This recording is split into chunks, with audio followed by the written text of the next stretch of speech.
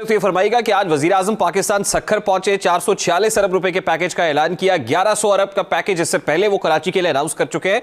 क्या सिंध के अवाम की जिंदगियों में कोई तब्दीली आ सकी? देखें, वो आम आदमी जो पिछले साल रमज़ान में डोनेशन देने आ रहा था 2000, 2500, 3000, 5000 रुपये देने, आज वो डोनेशन मांगने आ रहा है। वो कह रहा है मैंने अपने बच्चों की सेमेस्टर की फ़ीस नहीं दी 8 महीने से, वो मैंने अपने बच्चों की स्कूल की फ़ीस नहीं दी 1 साल से, मेरे ऊपर मकान का किराया चढ़ गया 1 साल का, 6 महीने का एडवांस था वो कट चुका है, अब 6 महीने का किराया चढ़ गया है। लोगों के माशी हालात अच्छे नहीं हैं। मुझे छोड़ें, आप ये बताएं कि आपने अपनी बस्ती में, अपने इलाके में, अपनी सोसाइटी में, अपनी कॉलोनी में देखा होगा ना बचपन से अब तक कि रमज़ानों में लोग एक दूसरे के घरों में अफ्तार भेजते थे। किसी के घर से ट्रे सजी हुई आ रही है, उस पर गोटा लगा हुआ कपड़ा रखा है, अंदर पकोड़े हैं, चाट है, सब चीज़ें हैं, शरबत है। क्या आज वो सिलसिला आपको नज़र आ रहा है उसी तरीके से अपनी आबादियों में? देखिए चल रहे हैं इबादतों को सही तरीके। आप बिल्कुल दुरुस्त फरमा रहे हैं। ऐसे में जो समाजी रहनुमा है, समाजी कारकुनान आप जैसे और समाजी तंजीमें जो काम कर रही है, यकीनन उनका रोल बहुत अहम है। जहां रियासत का रोल बड़ा अहम है, हम देख तो नहीं सकते सरकार की तरफ, अब यकीनन समाजी तंजीमों को आगे बढ़ना होता है, इन लोगों का हाथ थामना होता है, आप लोग कर रहे हैं। लेकिन अभी आपके क्या चैलेंजेस हैं, क्या डिफिकल्टीज है, क्या मुश्किलात फेस करनी पड़ रही है आपको? देखिए, जहां हमें पिछले रमज़ानों में सिंगल एप्लीकेशनें आती थी कि भाई हमें राशन चाहिए रमज़ान का, या हमें ईद के कपड़े चाहिए, वहाँ हमें लेटर हेड आ रहे हैं। मैं आपको दिखाता हूँ, हमारे पास मौजूद है, पूरे इदारों के लेटर हेड आ रहे हैं कि जी हम फला ऑर्गेनाइजेशन से हैं, हमें 200 राशन चाहिए, हमें 400 राशन चाहिए। ये पोजीशन है, लोग अपने लेटर हेडों के ऊपर लिख के भेज रहे हैं। आप बात को समझिए कि इस वक्त ये सूरत हाल है लोगों की कि वो लिख के भेज रहे हैं कि हमारी पूरी गली में ये 250 राशन चाहिए, 200 राशन चाहिए। ऐसा भाई देखिए, कोविड में तो एक आफत थी कि जी आपने लेटर हेड दिया, उस पूरी बस्ती में चला गया। ये तो रमजान राशन है। लोग एक दूसरे का हम देख रहे हैं। वो कह रहे हैं मैं अपने घर के लिए राशन लेकर आऊंगा, मेरा पूरा मोहल्ला भूखा है। कि वो 10 किलो के आटे के बोरे के लिए अपनी सारी तरजीहात छोड़ देगा कि घर में किसको अस्पताल लेके जाना है, कहीं जाना था, नौकरी ढूंढने जाना था, ऑफिस जाना था, बोलेगा छोड़ो, लाइन में लगो, 10 किलो का थैला मिलेगा आटे का। यहां तक तो पहुंचा दिया। देखिए, ये सब कुछ आप ऑब्जर्व कर रहे हैं। This is very unfortunate and sad side of the picture. देखिए, आपकी अपनी लिमिटेशंस हैं, आप अपनी बिसात भर कोशिश कर रहे हैं, उससे निकल कर कोशिश कर रहे हैं, लेकिन ऑब्वियसली आपकी अपनी लिमिटेशंस हैं। ऐसे में रियासत से क्या अपील करते हैं, हुकूमत वक्त से क्या अपील करते हैं, उनके करने का क्या है जफर अब्बास साहब? मैं सिर्फ एक अपील करता हूं हुकूमत, सिर्फ एक अपील, एक दिन किसी लोअर मिडिल क्लास के घर में पूरा दिन गुजार के दिखा दें। बस सारे वफाकी वज़रा की जिम्मेदारी लगा दे। तुम जिस शहर के वजीर हो ना, तुम लिया के हो, तुम मुल्तान के हो, तुम लाहौर के हो, तुम पेशावर के हो, तुम कराची के जो वफाकी वजीर है, सिर्फ एक दिन किसी लोअर मिडिल क्लास आदमी के घर में गुजार के दिखा दें। देखें सुबह जब वो नौकरी के लिए निकलता है, बाइक पे बैठता है, तो उसको कितनी अजियत होती है कि ये 150 का पेट्रोल बाइक खा जाएगी। यानी 4500 रुपए महीने का पेट्रोल ये बाइक खाएगी, तो 20,000 रुपए तनख्वाह में मेरे घर का किराया, माँ बाप की दवाई, घर का राशन, बच्चों की फीस, कैसे जिंदा रहूंगा? एक दिन गुजारे ना बस। हम 365 दिन आपके, आप स्विमिंग पूल जाएं, आपका जो दिल चाहे आप करें, आप घूमें फिरें, फैमिली को एक दिन लोअर मिडिल क्लास के घर में गुजार के दिखाएं। पूछे उसकी माँ से कि क्यों दवाई नहीं खा रही अम्मा तुम 1 साल से, तो बोलेगी बेटे की तनख्वाह 20,000 है, 4,500 का उसकी बाइक पे पेट्रोल लगता है, 15,500 में से 15,000 घर का किराया है, बचे 500 रुपए। अब 500 रुपए में पूरे महीने का राशन आता है? 500 रुपए में एक बर्गर नहीं आता सर। उसमें पूरे महीने का राशन, बच्चों की फीस, जहां जॉब करते हो वहां का खाना, खानदान में मरना जीना, शादी ब्याह, क्या मुमकिन है? अगर है तो आप हमसे अवार्ड ले लीजिए आके, नहीं तो इनके लिए कोई ऐसी पॉलिसी बनाएं। लोग मुसीबत में, परेशानी में। मैं गलत बात तो कर ही नहीं रहा, मैं तो सिर्फ इतनी सी गुजारिश कर रहा हूं, आपके अपने लोग हैं, आपकी अपनी बस्तियां हैं, आपके अपने वोटर हैं, एक दिन इनके घर में गुजारें ताकि आपको समझ में तो आए आटे दाल का भाव चल क्या रहा है। ये जो महंगाई हो गई है ना, हर चीज डबल हो गई है, लोगों की तनख्वाहें तो वही हैं, तनख्वाह थोड़ी बढ़ी है किसी की। बेरोजगारी का लेवल चेक करें, किसकी बात करूं?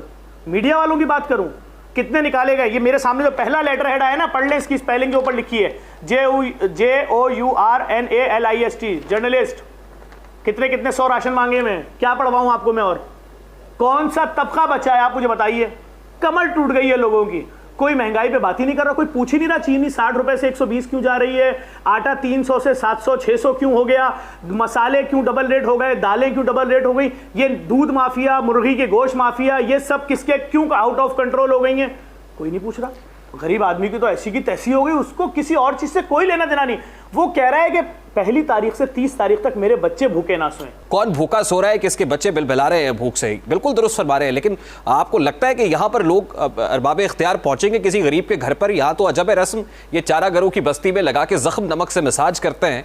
गरीब शहर तरसता है एक निवाले को, अमीर शहर के कुत्ते भी राज करते हैं। बहुत बहुत शुक्रिया जफर अब्बास साहब आपके कीमती वक्त के लिए। सरबराह JDC मारूनुमा जफर अब्बास साहब हमारे साथ मौजूद थे, गुफ्तगू आपने सुनी है।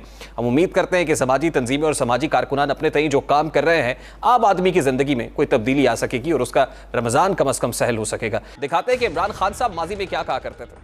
22 साल पहले मैं क्यों सियासत में आया, अब 25 साल हो गए हैं।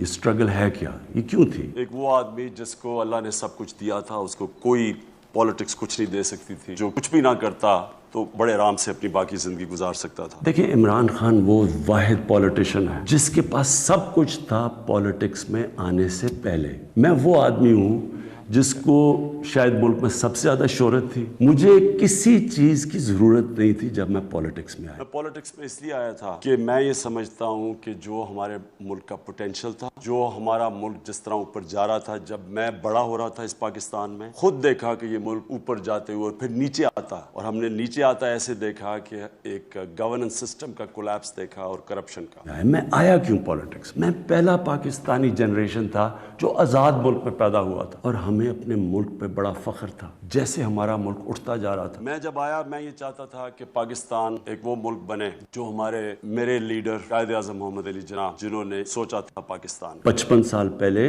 पाकिस्तान की मिसाल दी जाती थी दुनिया में, हमें फख्र होता था। आहिस्ता आहिस्ता मैंने अपना मुल्क नीचे आते देखा। अब वज़ीर आज़म इमरान खान साहब ना सिर्फ टीम के इंतखाब में नाकाम रहे हैं, बल्कि मुल्क का निज़ाम किस तर्ज पर चलेगा ये फैसला भी ताहाल नहीं कर सके। वो अपनी इस गलती का एतराफ़ भी करते रहे कि मदीना की रियासत का ख्वाब कौम को दिखाया गया, तरक्की के लिए चीनी मॉडल के ख्वाब दिखाए गए, ईरानी इनकलाब का राग भी इस कौम को सुनाया गया। ये ताहाल हुकूमत कंफ्यूजन का शिकार दिखाई दे रही है कि मुल्क का निज़ाम असल में किस मॉडल के तहत चलेगा।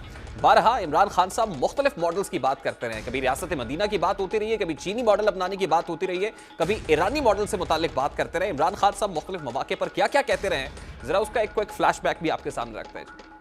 जो भी मदीना के रियासत के असूलों पे चलेगा वो कौम उठ जाएगी।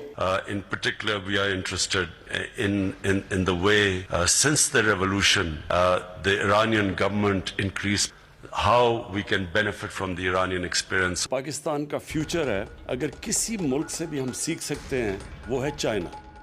अब कप्तान ना तो किसी एक निज़ाम पर मुत्तफिक है और ना ही वो अपनी काबीना पर एतमाद कर रहे हैं।